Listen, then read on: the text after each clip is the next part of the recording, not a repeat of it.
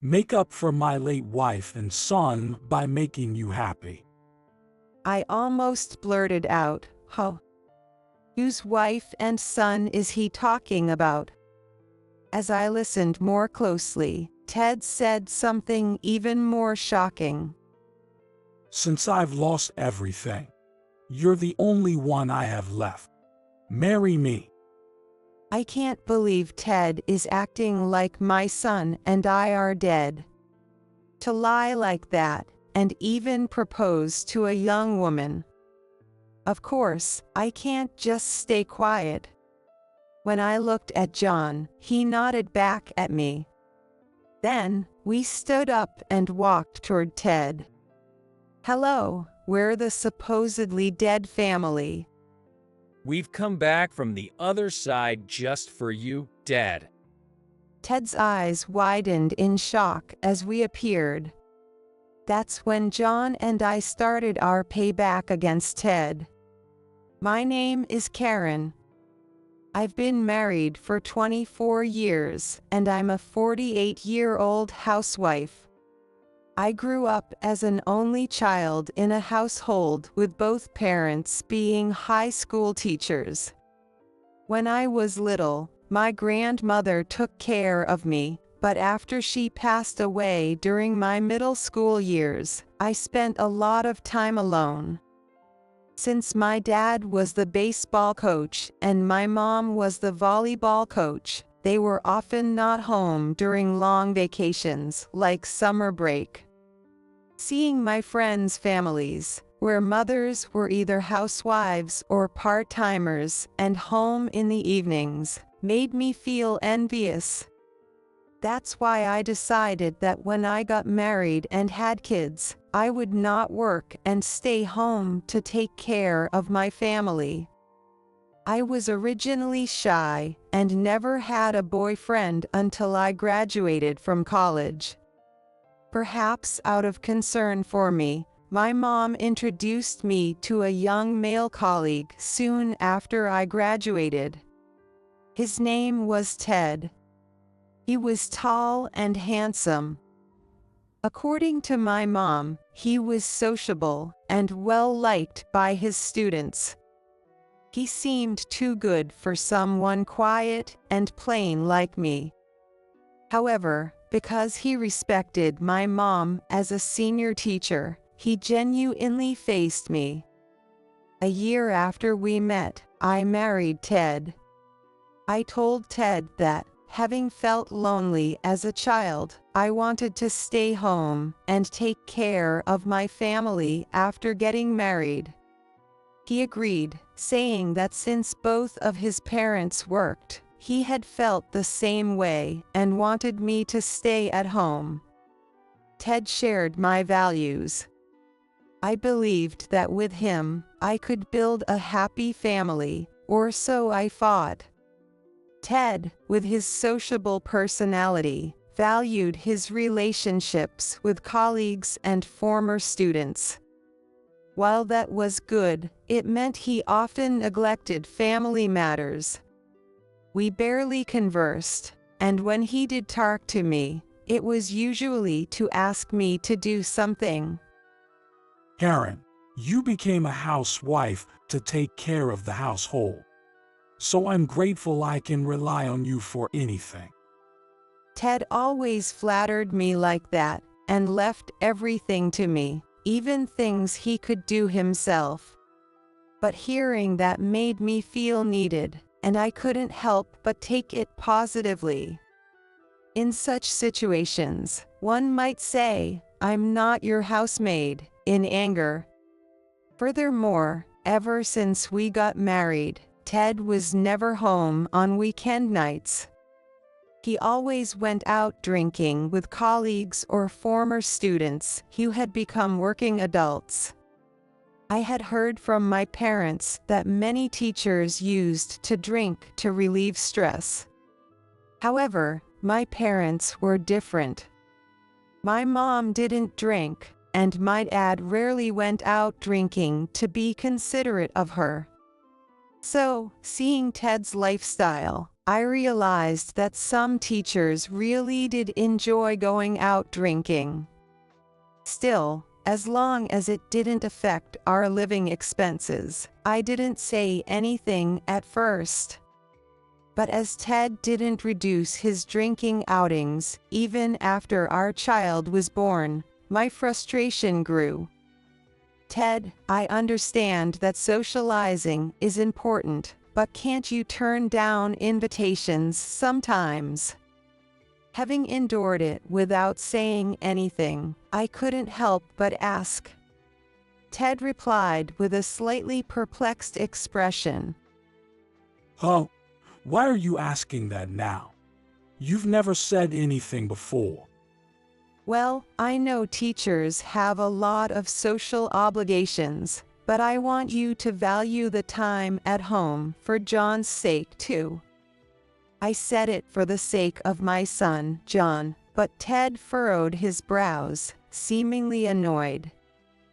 Listen, Karen, both your parents are teachers, right? So, even if there's a problem, you have someone close to consult. But I don't have that, so I have no choice but to go out drinking with other teachers. Ted insisted on his position as a teacher. Hearing that made me feel sad, thinking that since I wasn't working, I couldn't be of any help to Ted. Regardless of my feelings, it's lonely for our son, John, to have his father absent every weekend night. I just wanted Ted to properly face John. But Ted didn't seem to understand my feelings. Even though I felt that way, I couldn't say anything back. Despite my frustration, there was nothing I could do, and a gap slowly formed between us. That said, there were still some enjoyable moments in our current life. Ted, being popular with his students, often had former students who had already graduated and become working adults visit our home. Especially in the past 5 or 6 years, 2 former students, who were class mood makers, started visiting frequently. Their names were Eddie and Richard. They had graduated from college and entered the workforce, but still visited us during their breaks. Thanks to them, Ted's weekend drinking outings had decreased over the years. John, being a senior in college, had become good friends with these two, given their close ages. I also felt happy whenever these cheerful and kind young men visited our home. They always brought cakes for me whenever they visited. Today, too, they came over with cakes during their day off. However, Ted had been out since morning.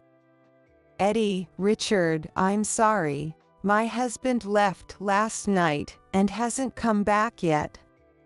As I greeted them, they looked at me somewhat awkwardly. They might have felt sorry for coming over when Ted wasn't home. No, we should be the ones apologizing for intruding when he isn't home. But, is John here? Oh, John, yes, he's here. Hearing this, John came out of his room. Or rather, it seemed he had been waiting for them, as he was already dressed to go out. Mom, I'm going out with Eddie and Richard for a bit. John left the house with them, still looking somewhat troubled. It seemed they had something to talk about that they didn't want me to hear. Well, as a boy of his age, he might have concerns he can't share with his mother. Despite my worries, I silently saw the 3 of them off. Then, as I passed by John's room, I noticed his phone ringing. It's unusual for John to forget his phone. I entered John's room and reached for his phone. At that moment, I accidentally touched the unlocked screen and gasped. It was a message from Eddie. An image had been sent, showing Ted with his arm around a young woman, entering a hotel. The message read, I don't want to believe it, but the woman with your dad looks like a waitress. I followed them from the club. John's reply was, I won't tell Mom. It would devastate her. that's why Eddie and Richard had come to see John. Or perhaps, if Ted had been home, they might have confronted him. In any case, my mind was in chaos. I couldn't believe Ted was having an affair. I wanted to confront him directly, but I held back. I didn't want to burden John, who was in the middle of job hunting, with our marital issues. So, I decided to pretend I hadn't seen the message for now. A while later, John came back, still looking troubled. I greeted him, trying to maintain my composure. Just then, Ted returned home. Ted looked at us curiously. What's up with you two, just standing there? The atmosphere was awkward. John was probably trying to hide the truth from me. For a while, John and I continued to act normally around Ted as if nothing had happened. Months passed, and it was almost Christmas. We planned to celebrate both Christmas Eve and John's job offer as a family. However, I was still troubled by Ted's affair and couldn't bring myself to speak up. Then, Ted said something unexpected. I'm going to a Christmas party on the 24th, so I won't need dinner. Since the 24th was the last day of school, it made sense that there would be a party. But given the date, I wondered if he was lying. Even so, I couldn't confront him and simply replied, "Okay." Recently, conversations with Ted had dwindled, and I felt stifled every day. Seeing this, John tried to cheer me up. Mom, I got 2 dinner tickets for a hotel where Eddie's relative works. It's for the 24th. Let's go together. Really, you're inviting me? Don't you have anyone else to go with? A bit embarrassed by John's invitation, I asked. No. Eddie and Richard have plans that day. Plus, my school friends are spending it with their girlfriends. Since John was trying to make me feel better, I decided to accept his invitation. It's been years since John and I went out to eat together. Moreover, since it was a fancy hotel, I decided to dress up a bit. I was looking forward to it, not knowing that day would bring unexpected misfortune. Then, on the night of the 24th, John and I went to the hotel for dinner. The hotel was even more luxurious than I had imagined, and I was momentarily overwhelmed. Feeling nervous, I entered the restaurant on the top floor, and the waiter led us to our table. It felt more like a place for lovers proposing than a place for a parent and child to dine. Looking around, most of the patrons were young couples. Especially the couple seated by the window, with a woman in flashy makeup and fashion and... oh. Seeing the man across from the woman, I couldn't believe my eyes.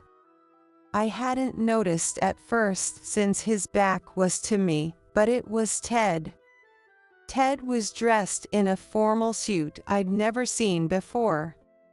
He must have bought or rented it for this occasion. I was frozen, unable to move. John probably hadn't noticed Ted yet, so I tried to remain calm. But since our tables were close, I could clearly hear Ted's voice. To make up for my late wife and son, I will make you happy. I almost blurted out, "Huh? Whose wife and son is he talking about?" As I listened more closely, Ted said something even more shocking. Since I've lost everything, you're the only one I have left. Marry me. Is it really okay with someone like me? I'm so happy. Their table was by a large window offering a panoramic view of the city nightscape. In such a romantic setting, the proposal must have moved her deeply. John, sitting across from me, seemed to recognize his father's voice and started to turn around. "John, wait a minute." I hastily stopped John, trying to prevent him from seeing Ted's face. But John had already realized that the man proposing to a strange woman was his father. John and I listened in silence. Ted's proposal continued. You're amazing. After losing my wife and son, I lost the will to live.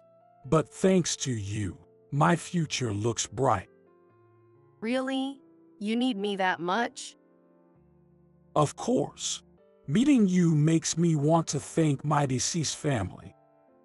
Ted, speaking sweet words, pulled something out of his pocket. It looked like an engagement ring. The ring she was admiring looked much more expensive than the one I got. I can't forgive Ted for pretending my son and I are dead. To lie like that, and even propose to such a young woman. Of course, I can't stay silent. When I looked at John, he nodded. Then, we stood up and walked towards Ted. "Hello, we're the supposedly dead family." Hey, we came back from the other side just for you, Dad. Ted's eyes widened in shock at our sudden appearance. His bewildered mistress looked confused. Who are these people? That old lady and the guy who looks like a mama's boy. Are they friends of Ted? Who knows? I don't know them. It's probably some prank. Just ignore them. Ted tried to dismiss us, but sweat was dripping down his forehead. Thinking we were just a prank, the mistress glared at us. What do you want, lady? Stop ruining our happiness with your weird harassment. It's not harassment, you've been deceived. This man is Ted Omar, he's my husband. Oh, his name matches, but do you have any proof that he's your husband? If you keep making false accusations, I'll call the police. I have proof right here. John said, taking an envelope from his bag. Inside was his birth certificate. Amy, the mistress, snatched it and showed it to Ted. What? What is this? You said he lost your wife and child. Confronted by Ayu, Ted shrank back, unable to say anything. I wondered why John had prepared such a thing. Seeing my puzzled look, John seemed to understand my question. He looked at Ted and said, Dad, I've known about your affair with this woman for a while. I found out you'd be meeting her here today. What are you talking about? Ted, even now, tried to play dumb. He's such a shameless man. Damn it.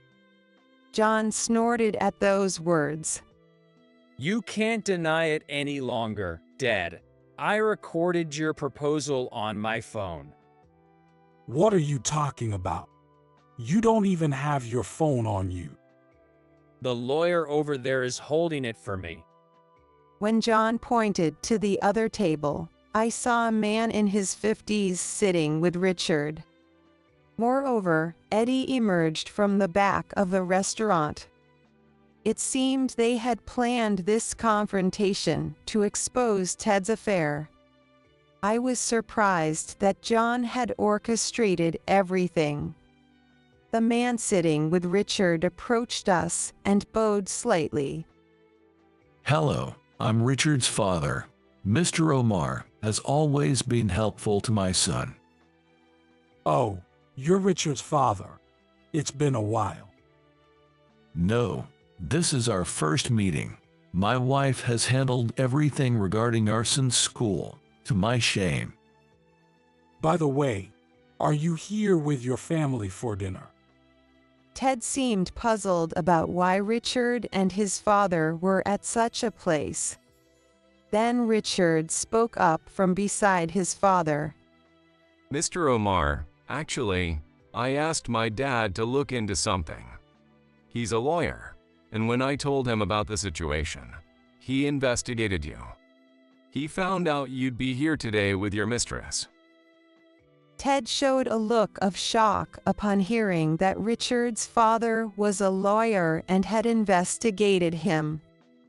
Obviously, Ted was surprised because he had something to hide. I also hadn't expected them to involve a lawyer. Ted glared at me with sharp eyes. Aaron, what is the meaning of this? I don't know. I had no idea. Dad, Mom had nothing to do with this. It was all our doing. Ted's eyes widened even more, stunned by John's words. I, too, wondered why John had gone to such lengths. Then John explained the events. Eddie sent him the line message with the photo of Ted's affair. John had been consulting with Eddie and Richard about what to do without letting me find out. However, they couldn't come up with a solution on their own, so Richard consulted his father. Richard's father took on the task of investigating Ted, even though it wasn't work-related. Moreover, the restaurant where Ted had arranged to meet his mistress was one where Eddie's relative worked. That's how John got the dinner tickets to stake out Ted. I was torn about bringing Mom, but I wanted to get to the bottom of this. I couldn't stand watching you and Dad pretending to be a happy couple.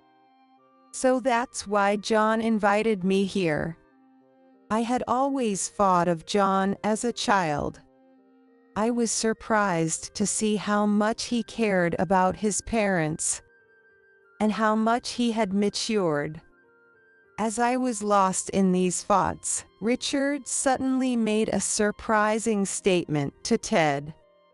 Mr. Omar, my dad found out that Amy, your mistress, is actually Emmy Henderson, who was in the same class as Eddie and me in our freshman year. What? Her name is supposed to be Amy Kirk. It's on her business card. That's her stage name. Mr. Omar, don't you remember? She's Emily Henderson, who dropped out in September of our freshman year. That's her, Emily Henderson.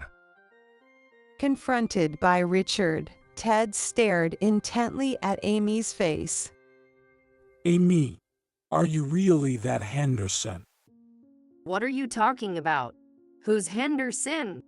I don't know anyone by that name.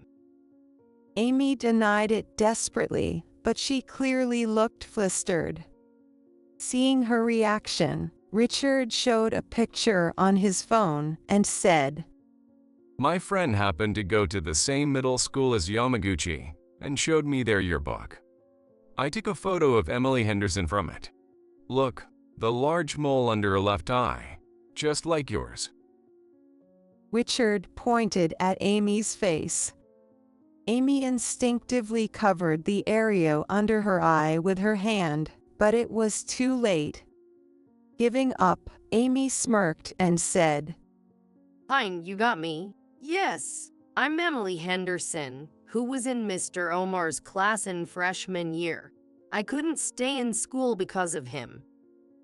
The room fell silent at Amy's sudden change in demeanor. What was she planning by approaching Ted? While I pondered this, Ted asked Amy first. You couldn't stay in school because of me. What do you mean by that? You wouldn't remember. To you, I was just a shadow. Amy began recounting her story from back then. When she started school, she was isolated and couldn't fit in with the class. She struggled with her studies and wanted to talk to her homeroom teacher, Ted, but he never paid her any attention. Although Ted was popular among the students, he tended to favor the flashy ones. Conversely, he might have neglected the quieter, less noticeable students. Just like how he neglected me at home. Despite her being his affair partner, I felt a bit of empathy for Amy. Richard's father, who had been listening, gently patted Amy's shoulder. I understand your pain, but why did you decide to date Mr. Omar without revealing your true identity? With tears in her eyes, Amy replied, I wanted revenge. I wanted to ruin his family by making him cheat. By chance, he came to my club as a customer, so I made sure he would pick up on me. I thought if his wife found out he was cheating with me, she'd divorce him. Though I felt some sympathy for Amy, her methods seemed excessive. No matter the reason, cheating is still cheating. Ted, who had been listening, suddenly glared at Amy with suspicion. You played with my feelings just for that. What about my feelings? Ted exclaimed, acting as if he were the victim. Unable to stand Ted's selfish attitude any longer, I finally spoke up. Shut up. Stop acting like the victim. Cheating is cheating. I've known for a while. My sudden outburst took everyone by surprise. What's wrong, Karen? This isn't like you. I've been holding it in all this time. Ever since we got married, you've been gone every weekend for socializing. And now this affair, I can't forgive you anymore. I poured out all the feelings I had been holding back. I thought I might have gotten through to Ted, but he showed no signs of remorse. Well, it's because you never talked, and being at home was boring. So, I ended up going out with colleagues or inviting former students for drinks. It's part of being a teacher.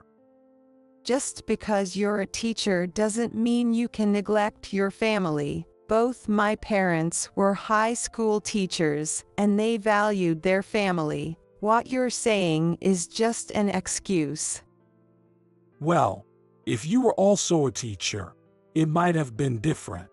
But being with a wife like you who isn't even a conversation partner was suffocating. So, Dad, stop it. This is pathetic. John's sharp words silenced Ted immediately. Richard's father, who had been watching the whole scene, tried to calm Ted down. I've heard from my son and my late wife that you're a good teacher. However, family is irreplaceable. I lost my wife 2 years ago, but you have such a wonderful wife. Please, from now on, consider the importance of facing your family. No, that's not necessary, Ted. Let's separate. I've already talked to my parents. They said I can return home anytime. I felt bad for interrupting Richard's father, but I needed to be clear about my feelings. Ted looked panicked. what? Then what happens to me? Sure, I wanted to separate. but I was deceived by the person I plan to remarry. You talk about being deceived, but you lied about your wife and child being dead. As we argued, Richard's father intervened. This should go to court. Since your husband's infidelity is the cause, you can claim alimony. I will also take responsibility and pay alimony. Amy, who had been silent until now, also acknowledged the gravity of her actions. Ted, now surrounded with no way out, had nothing left to say. Eventually, we went to court, and the divorce was finalized. Of course, I was able to claim alimony from Ted. Amy, or rather Emily Henderson, also offered to pay alimony, but I decided to decline. Although I couldn't forgive her for the affair, she seemed genuinely remorseful. Additionally, since she lost her job because of this incident, which was partly Ted's fault, I decided to handle her case with leniency. Ted complained that it was unfair for him alone to pay alimony. Despite all his wrongdoings, Ted showed no remorse. In any case, with the divorce finalized, I no longer cared about Ted. Later, I heard from Richard and his father that Ted's affair with a former student and the resulting divorce became the talk of the school. The rumors quickly spread among parents, leading to a flood of complaints to the school. This ultimately caused Ted to lose the trust of students and parents, forcing him to resign voluntarily. Looking for another job was difficult for Ted due to the bad rumors. Most local high schools wouldn't accept him. The only place that would take him was a remote branch school in the mountains. But Ted, who had always enjoyed being the center of attention, refused, saying he didn't want to be in such a deserted place.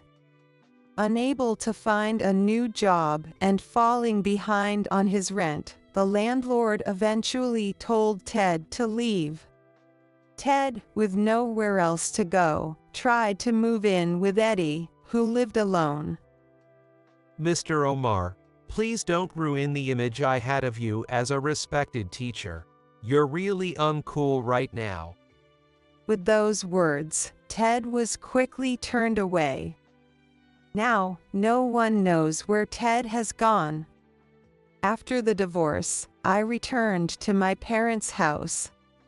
John soon moved out to live on his own after starting his job, and he's now fully independent.